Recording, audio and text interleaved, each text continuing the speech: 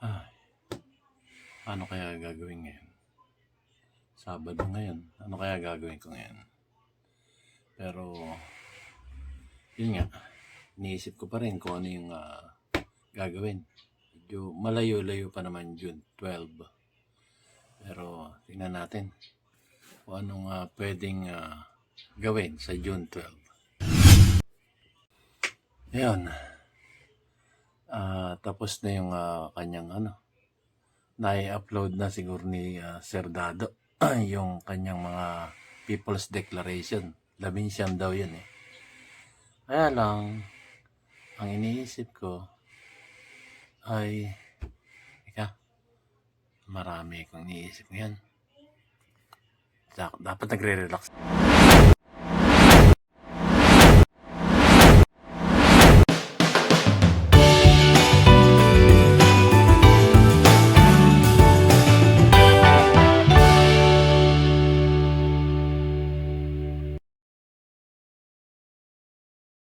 Pero ang iniisip ko, paano lalaganap to?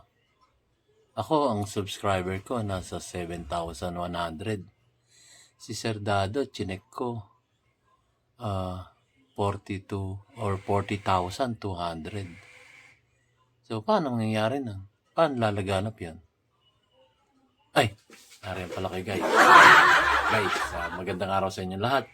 Ito pong muli ang inyong lingkod, si DIY KKB Informative. At ako po magpapasalamat muna sa aking mga viewers at lalong-lalo na sa aking mga subscribers na patuloy na sumusuporta sa DIY KKB Informative. Maraming salamat po sa inyo lahat. Sa kaibuturan ng aking puso, thank you very much po. So, yun, siguro inabot nyo ako, nag-iisip ako. Iniisip ko kasi guys, ang subscriber ko is, marami naman sumusuporta sa atin. Ang subscriber ko is 7,100 ngayon. 7,125 yata, ganun. At yung kay Sir Dado, chinek ko, nasa 40,200 na subscribers. So, iniisip ko, ang mangyayari nun, whole nation approach. Gawa ng gawa kami ni Sir Dado patungkol dito sa June 12 na ating binabanggit para mayroong pagbabago na mangyari sa ating inang bansang Pilipinas. Dangan nga lamang, iniisip ko talaga, sabi ko, kung lahat ng subscriber ni Sir Dado is 40,200 at ako'y 7,125, i-combine mo yun, 47,800. Ang layo, di ba? Tapos mag-ano tayo sa June 12. Magpapahayag tayo ng ating mga damdamin sa nangyayari sa ating inang bansang Pilipinas. Ang pangunahin nga dyan, yung korupsyon. Yun ang ating, kumbaga, iingangawa-ngawa sa June 12. Yung korupsyon na yan. At alam na naman natin, laganap yung korupsyon dito sa ating lipunan.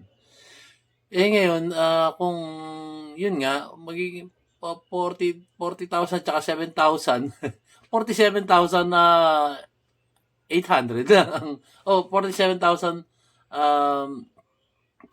lang ang mangyayari.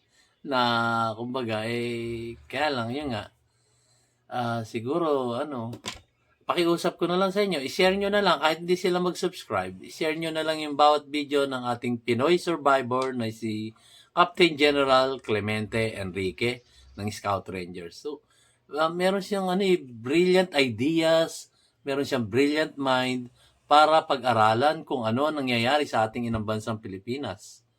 So, mahal niya ang ating inang bansang Pilipinas. Inilaan na nga niya yung pang-siyam na buhay niya. Kung maalala nyo, yung anong December, nangako siya, sabi niya, ito na yung aking yun before Christmas yun. Ito lang pa Christmas ko sa inyo, yung aking, kung ako nakalusot doon sa mga buhay, doon sa pakibaka, doon sa pakikidigma, doon sa kabundukan. Ilang beses na siyang kamuntik-muntikan ng talagang bagay pumanaw. Pero hindi. Sa dami ng kanyang naranasan na yun, Sabi nga niya, kung tutusin, siguro sabihin na natin nakawalong buhay siya ron, na nakaligtas siya. Etong kung ang pusa ay may 9 na buhay, yung ika-9 na buhay, sabi nga niya nung vlog niya nung last year bago magpasko, ito'y ilalaan ko sa inyo. Ilalaan ko sa inyo yung aking nalalabing buhay para sa inang bansang Pilipinas, para sa mga future generations ng ating bawat isang mamayan dito sa ating bansa. So yun, nung ilabas niya yung itong sinasabing withdrawal of support, yung manifesto, natatawa nga kami ni Sir Dado. Ang pumirma ay halos 20,000 lang o 25,000. So ano yun? Samantalang sinasabi nga niya, paano tayo gagawa ng aksyon? Paano natin mababago yung mga anomalya sa loob ng gobyerno at iayos ito kung 25,000. Samantalang sila milyon-milyon yung kanilang bumoto sa kanila na taong bayan. So ako, siguro, iniisip ko, kulang lang tayo sa share. Share natin yung mga vlogs ng ating Pinoy survivor na si Captain Clemente Enrique Jr. ng Scout Rangers. So yun sa akin naman, siguro makakatulong din kung i-share nyo sa inyong social media platform para nang sa ganun makita nila kung ano yung ating ipinaglalaban. Yun. Ganon. So, patatalo ba kayo sa mga korupsyon na nangyayari sa ating inang bansang Pilipinas? Yun po ang missing link na nakikita ko rito. Hindi tayo nagla-like. Maring nakasubscribe tayo. Pero hindi natin isineshare yung mga magagandang pahayag ni Sir Dado ng Pinoy Survivor.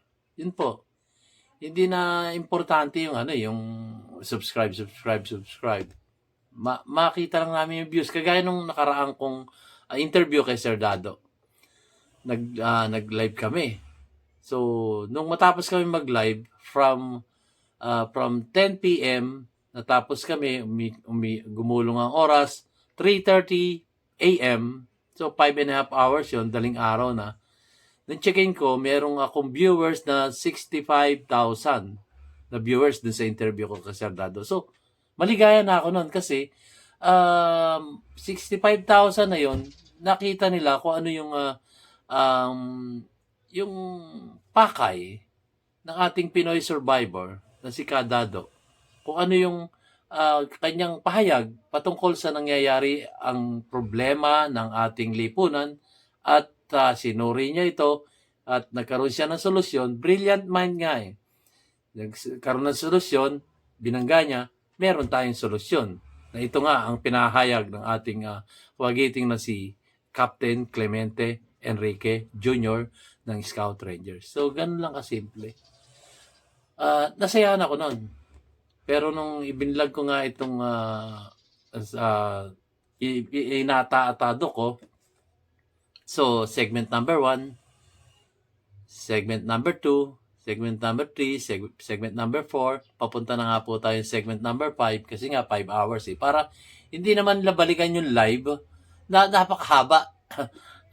Kumbaga, bibihira ang taong manunood ng 5.5 hours na video. So, kaya ako siya pinarte-parte ng segment by segment. Siguro, abutin to ng 8 segments eh.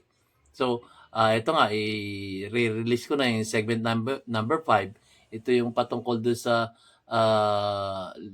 Luzon, Visayas, Mindanao na kanyang tinutukoy at kung ano yung pwedeng solusyon doon sa pulupulong isla natin dito sa ating bansang Pilipinas. Kung paano magkakaroon ng unification para magkaroon ng kumbaga kanya-kanyang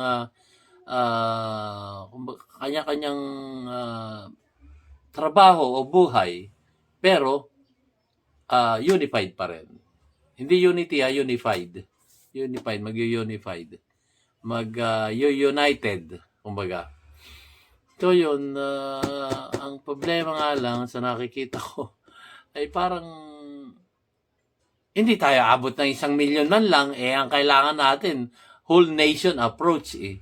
So, paano tayo magkakaroon ng whole nation approach kung hindi nyo sinishare sa inyong mga kaibigan, sa inyong mga kamag-anak, ang mga magagandang pahayag ni Sir Dado. Yun lang po, yun ang kulang dun eh. So, sa nakikita ko, medyo kulang pa sa sharing. Share nyo po yung mga videos ni Sir Dado. Para sa ganun, ay maintindihan ng mas nakararami kung ano yung kanyang sentimiento, ano yung nakikita niyang problema, at ano yung pwedeng solusyon sa bawat problema na nararanasan ng bawat isang mamayang Pilipino dito sa ating inang bansang Pilipinas. Yun po. So, share nyo po, guys. At yun nga, paano yung ano, hindi ko maintindihan, guys. Basta yun ang missing link. Share the videos, guys. I-share nyo po ito. Kahit hindi sila mag-subscribe, i-share nila. Pero mas maganda naka-subscribe, di ba? So, hanggang dito lamang po, guys. Yun lang po ang aking pinarating sa inyo dun sa aking mga viewers at lalong-lalo sa aking mga subscribers na sumusuporta sa inyong abang lingkod, DIY KKB Informative. Maraming salamat po. Keep on sharing, guys. May oras pa naman. March na ngayon, April sa isang buwan, kasi mag-Holy Week na eh.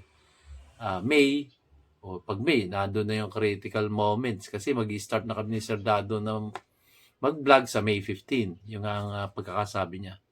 So, doon nararatsada yung pahapyaw patungkol dun sa June 12. Ito pong aming interview ngayon. Ano lang to, pahapyaw lang to. Kapraso lang to. Wala pa doon yung main event. Kasi nga, main event natin sa June 12, sa Independence Day, sa araw ng kalayaan ng bawat isang mamayang Pilipino dito sa ating inang bansang Pilipinas. So, share na, guys. Share nyo naman po. At para naman to sa future generation, hindi naman po para sa amin. Kami po ay gumagawa lang ng hakbang upang nang sa ganon, maayos ang ating mga future generation, yung darating na mga henerasyon ng mga kabataan, lalo na ating mga anak, ating mga apo, at susunod pang mga apo. Apo sa tuhod, apo sa talampakan. Yun po. At para naman sa ganun, ang ganda ng mga balaki ng ating si Kadado ng Pinoy Survivor, si Sir Dado. So hanggang dito lamang po, guys, ulit. Ako po hindi talaga hindi ko lubos maisip na yung kailangan nating majority wins na sinasabi, hindi ko po nakikita dun sa mga viewers. Kahit viewers lang, wala nang subscriber, i-share nyo lang. Yun, ganun lang. Ito naman ay para sa ating bawat isang mamayang Pilipino na nakakaranas ng hirap, dusa, at pagod sa pang-araw-araw nating gawain. So, ganito naman po, guys. Share na lang po. Share. Thank you so much. See you on my next vlog. Titignan ko bago ko i-upload yung aking segment number 5. Sana may improvement na. Yung account ni Sir Dado sa Pinoy Survivor, kung siya nadagdagan na sa from 40,200 na 40,000 nga. 40,200 na subscriber madagdagan. Titingnan ko siya bukas. So, see you on my next vlog, guys. Hindi ako magkamayaw ng ano. Gusto ko magsalita pero ayoko nang pahabain yung aking vlog. Ito po para lang doon sa pag-share nyo ng mga bawat video ni Sir Dado. At ito rin sa inyong abang lingkod, si DIY KKB Informative. Salamat po, guys. See you on my next vlog. Ewan ko ba? Bakit ganito yung nangyayari sa bansang Pilipinas? So, yun. Tingnan ko kung anong pwedeng gawin pa. Ginagawa naman namin para sa kaibubuti ng bawat isang mga Pilipino. Ay, ba, naka-on pa pala ako. Bumagsak tuloy yung cellphone ko. Akala ako naka-off na. Ay, pasensya na. Yun. Tuloy nga natin nakapraso. Total, naka-on naman Yun nga. ang aming pakay lang naman dito ay para mapabuti ang ating inang bansang Pilipinas dahil dyan sa mga korupsyon na nangyayari. So, hopefully may mga ayan, share nga, yun binabanggit ko kanina. Nalaglag pa yung cellphone ko. Hopefully, magkaroon na ng pagbabago ang ating inang bansang Pilipinas. So, yung interview ko, bigla ako ng lumo nung sinabi ni Sir Dado. Wag na, ayoko na, kayo na lang. Parang ganon, parang pinanghihinaan ng loob ang ating si Pinoy Survivor, si Captain Clemente Enrique Jr. ng Scout Rangers.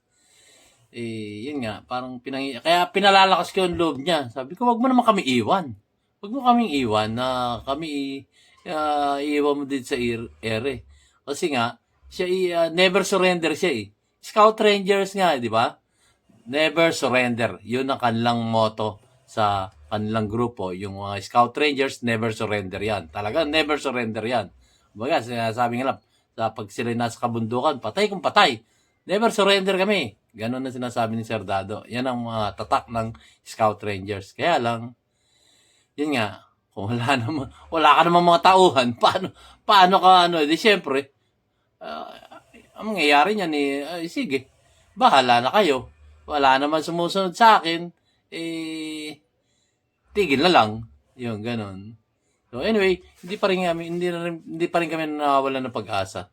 Na, yun nga, ang missing link dito guys nga, pinauulit-ulit ko, share po. O, kung magagawa nyo yung like, share, subscribe, yun na po. Yun po ang kahilingan ng ating magiting na si Captain Clemente Enrique ng Scout Rangers. Never surrender. Pero pagka wala ka ng mga tauhan, paano na? Ano gagawin mo? Wala kang tauhan, nag-iisa ka. Never surrender ako. Hindi po pwede naman yan. Hindi pwede yan. Kaya minsan, pagka sinabi nga ni Sir Dado, ayoko na, kayo na lang. Ayoko na. Gumagawa ko ng mabuti sa ikabubuti ng ating inang bansang Pilipinas. Pero ganito, wala naman sumusunod sa akin. Ano gagawin ko? Alagaan ko na lang yung pamilya ko. Ganon ang Parang ako, alagaan ko na lang yung pamilya ko. At ako'y babalik na lang sa travel vlog. Wala, less stress pa. Pero hindi pa rin kami nawawalan ng pag-asa.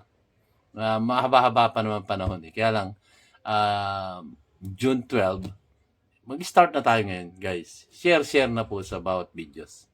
So, hanggang dito lang po uli. Nalaglag pa yung cellphone ko. Awa naman si Lolo.